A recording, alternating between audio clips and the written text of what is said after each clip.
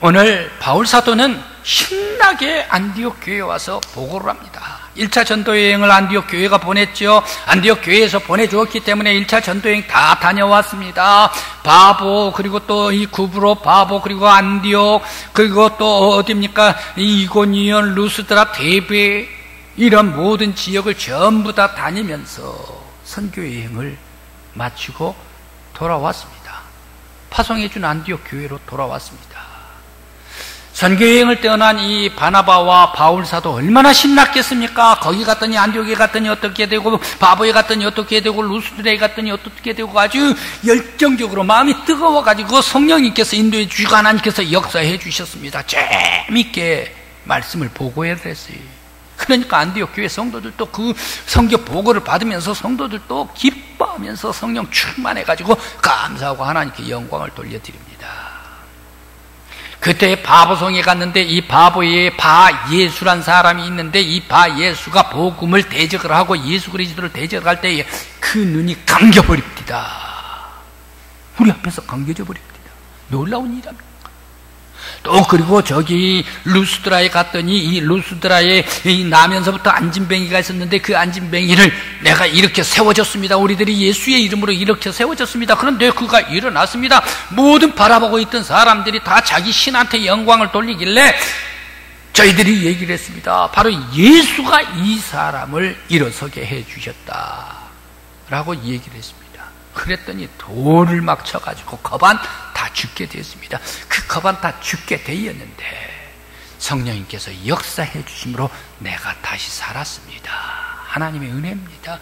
이런 것을 보고를 하니까 안디옥 교회 성도들이 이 얘기를 들으면서 너도 나도 기뻐하면서 하나님께 감사하고 영광을 돌렸는데 거기에 찬물을 끼얹은 사람이 있습니다. 유대주의, 유대교를 믿다가 예수를 믿는 개종한 사람들, 이 사람들이 찬물을 띄워버리고 말았습니다.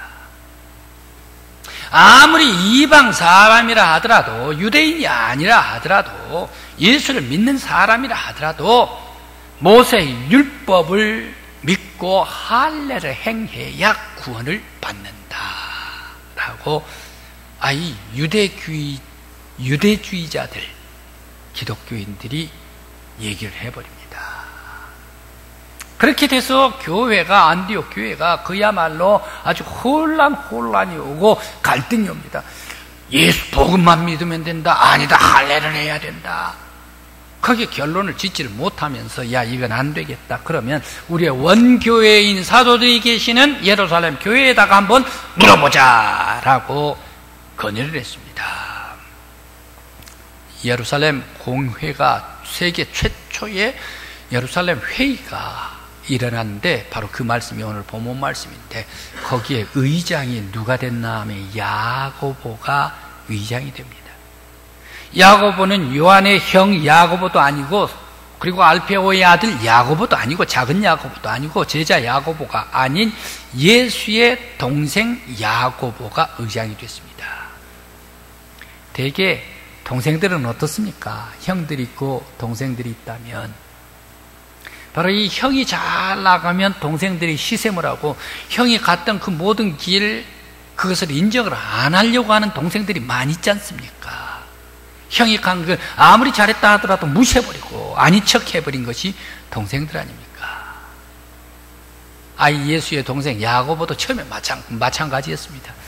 예수의 가시는 길, 이 길을 아주 탐탁지 않게 생각을 했습니다. 그러던 야고보가 언제 딱 변합니까? 예수님께서 죽으시고 예수님께서 부활하신 후에 그 형을 보고, 형 예수를 보고 야고보가 딱 마음이 변합니다. 완전 180도 달라져 버립니다. 우리 형은 메시아야. 우리 형은 하나님께서 보내신 메시아, 다시 죽음에서 부활하신 메시아야. 바로 이 형을 메시아로 믿고 난 다음에 바로 이 야고보는 여러 예루살렘 교회의 사도들을 다 제쳐버리고 베드로도 제치고 안드레도 제치고 이 초대교회 예루살렘 교회의 회의 의장석에 앉게 되었습니다. 야고보가 회를 주장하는데, 주관하는데, 이 유대주의적인 성도들이 와가지고 꼭 예수를 믿어도 할례를 받아야 됩니다. 모세 율법을 믿어야 됩니다. 그래야 구원을 받습니다. 라고 강력하게 주장을 해요. 열띤 공방이 오고 갔지요. 바울과 바나바는 자기들의 경험을 얘기를 했죠. 저 안디옥에 가고 이고니온에 가고 우리들이 예수의 복음만 전했는데 성령을 받아가지고 그들이 놀랍도록 역사해 주시고 구원 받으십니다. 이 주장을 했죠. 그럼에도 불구하고 아주 열띤 공방을 하게 되었습니다. 이때 많은 공방, 열띤 토론이 이어질 때에 베드로가 쫙 무겁게 일어납니다. 좌중을 아주 제압을 합니다. 베드로는 사도행전 9장에 나타난 말씀으로 바로 이 토론의 얘기를 합니다. 제가 일전에 저 고넬료 집, 고넬료는 이방 사람, 백부장, 로마의 백부장 이방 사람 아닙니까? 이 이방 사람의 집에 가가지고 예배를 하고 말씀을 전했더니 성령님께서 충만하게 역사해 주시고 할례 받지 않는 그 사람들도 모두가 다 은혜를 받습니다. 구원을 받습니다. 바로 이것은 이방 사람들에게도 우리 유대인과 분간하지 아니하고 모든 죄 사함을 주시고 용서해 주시고 우리와 똑같이 성령을 부어 주셔서 구원받게 해 주셨습니다. 자기의 체험을 쫙 얘기를 합니다. 그때 베드로가 주장을 하니까 어느 정도 공방이 있던 모든 사람들 기가 꺾입니다. 의장 야고보가 베드로에게 동의를 하면서 바로 이방 사람들에게 이미 하나님께서 그들에게 구원을 베푸시려고 계획하신 뜻이 역사하고 있는 것입니다. 이제 그러므로 이방 사람들에게 바로 이 할례의 멍에를 매게 하지 마십시다 라고 결의를 하면서, 그래도 이방 사람도 생활을, 기독교인 거룩한 생활을 하려면 생활을 좀 바꿔야 되지 않겠습니까? 피쳐먹는 잔인한 거 그 풍습 제하십시오. 짐승들 목매달아 가지고 죽이는 그 짐승들 먹지 않게 하십시오. 그리고 또 우상에 음행하는 것, 그러한 풍습 모두가 다 버리십시오. 그리고 또 우상의 제물을 먹지 마십시오. 이러한 몇 가지 우상적인 그런 풍습을 거기에 제하고 제한하면서 이제 결론을 내립니다. 이방인들에게 예수를 믿게 될 때에 할례를 강요하지 말라라고 얘기를 하면서 결론에 도달을 합니다. 바로 이 결론에 도달을 하면서 유대주의자들 안디옥에서 할례를 가르치고 할례를 주장을 하는데, 이것은 예루살렘 공회에서 정식으로 인정하는 것이 아닌 이단적인 얘기입니다. 그러므로 여러분들 할례에 대해서 동요하지 마십시오 라고 발표를 합니다. 그리고 이러한 모든 결정들을 다 이제 바울과 바나바가 하면 그 보낸 사람이 돌아와서 독하지 않은 거 아니냐라고 얘기를 하기 때문에 바로 우리 예루살렘 교회에서 바사바라는 그러한 유다와 그리고 실라를 당신 교회에, 안디옥 교회에 파송해가지고 이것을 설명하게 하겠소라고 세 가지를 결정을 합니다. 그런데 바로 이 예루살렘 공회에서 유대주의를 딱 끊어버리는 것, 그러면서 우상 풍습을 제한하는 것, 바로 이것은 어떠한 역사적인 의의가 있었는가? 지금까지 교회의 고정관념이라면 유대교회에서 출발한 것이 기독교이기 때문에 교회를 보더라도 유대교회의 색깔을 가지고 보았어요. 유대교회의 굴레 속에서 보았어요. 그러니까 교회도 할례를 받아야 된다. 당연히 받아야 되지. 바로 이러한 고정관념, 선입관을 띄워버렸다. 유대 민족주의적인 것을 띄워버렸다. 유대 민족주의적인 고정관념을 깨버리니까 이방을 포용하게 되는 거예요. 이방 사람들은 모두가 다 문을 활짝 열어놓고 그들을 포용하면서 그들에게 예수의 복음을 증가하는 거예요. 그러다 보니까 바로 이 유대에 깊이 빠져있던 이 복음이 온 세계를 향하여 온 세계 선교, 복음의 선교가 아주 본물처럼 일어나는 안디옥 교회가 되었습니다. 그리고 또 유대 사람들은 얼마나 이방 사람들 개 취급을 하지 않습니까? 무시하지 않습니까? 교회에서는 이러한 무시하는 것, 상하 높다 낮다 이런 것 전부 다 교회 안에서 철폐를 해버립니다. 그리고 또 자기의 고집, 그리고 또 관습, 전통 이러한 것들이 사라지게 됩니다. 모든 사람, 유대인들이나 아니면 이방 사람들이나 평등하다. 바로 교회 안에 이 평등 사상이 들어오게 되는 거예요. 그래도 이방인들에게도 복음을 전파하는 길이 확 열려가지고 바로 이 세계 선교, 새로운 온 우주적인 교회로서의 아주 발판을 마련하는 것이 바로 예루살렘 첫 번째 공회의 결과가 되었더라. 오늘 우리 교회 창립 66주년 맞이해서 우리 교회 안에서도 보이지 아니한 고정관념들 있으면 이거 깨야 합니다. 우리 교회 안에서도 성도와 성도 사이에 있어서의 보이지 아니한 선입관 이런 것이 있을 것이다. 쟤는 저래 쟤는 저래 이러한 것이 있다면 이거 깨뜨려야 됩니다. 교회 안에서 성도들을 서로 무시하고 너는 내가 더 월등해, 내가 더 나아, 내가 더 가방끈이 높아, 내가 더 돈이 많아, 내가 배우는 것이 많아, 내가 더 영리해, 내가 더 잘 살지 않아, 내가 더 힘있지 않아. 이런 모든 것들 다 깨뜨려 버려야 돼. 예수 그리스도 안에서는 유대인이나 이방 사람이나 다 똑같이 은혜로 말미암아 구원함을 받게 하였더라. 있는 자나 가난한 자나 믿음의 성도들은 예수의 은혜로 말미암아 구원을 받게 했다. 우리의 이러한 모든 관습과 습관, 생각 밖에 무시하는 것 이거 다 버려야 합니다. 특별히 우리 믿음의 성도들은 버려야 할 것이 있는데 온 교우 성도들이 버려야 할 것이 있는데 바로 이 세상 사람들을 무시해서는 안 됩니다. 세상 사람들보다 우리가 우월하다 이렇게 생각을 하면 안 됩니다. 바로 그것은 하나님만이 하실 것이지 우리 사람들이 할 것은 아니다. 오히려 믿음의 성도들은 더욱더 세상 사람들을 존중해주고 사랑하고 포용해 주어야 합니다. 결코 세상 사람들 무시해버리면요 교회 안 올라 그래. 교회는 그래서 어떻게 해야 하는가? 교회는 담이 없어져야 돼. 담이.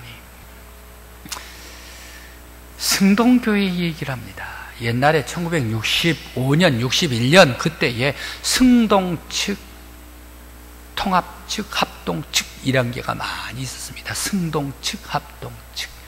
바로 그 대표는 승동교회 이야기입니다.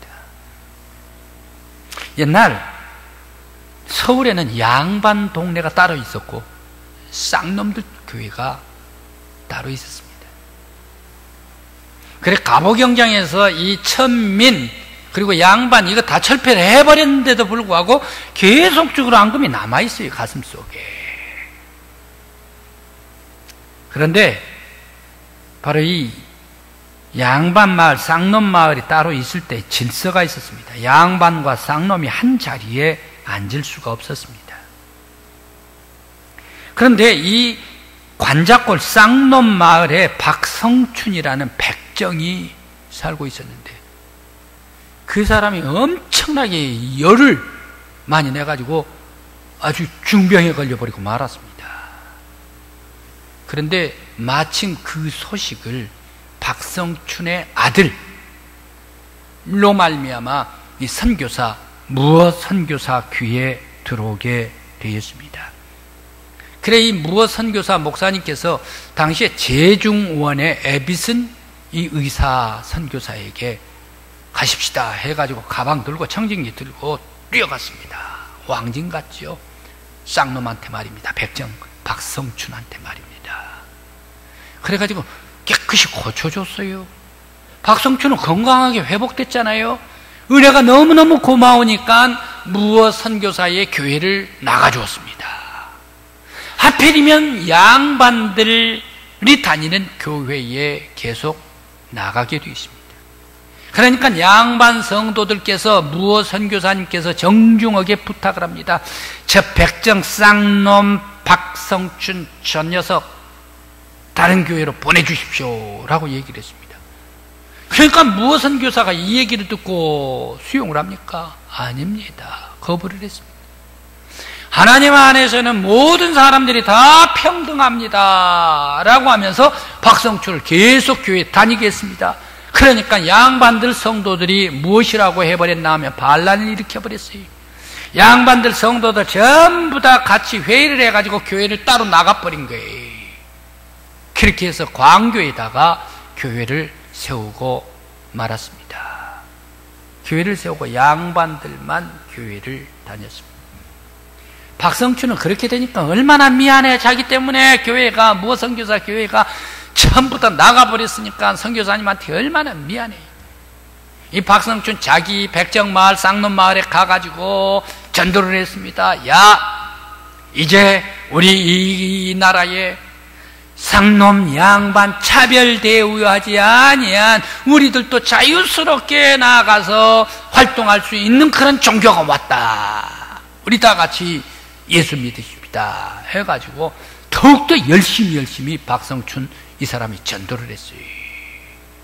그런데 한편으로 이 양반들만 따로 나갔었던 이 광교 교회는 어떻게 돼버립니까? 교회가 유지가 되지를 않아요. 3년 후에 바로 이 양반들이 이 쌍놈 다니는 무어 선교사에게 와가지고 우리 교회 연합합시다, 합칩시다 라고 얘기를 했어요. 그래서 그 양반들을 또 이 교회가 또 받아줬어요.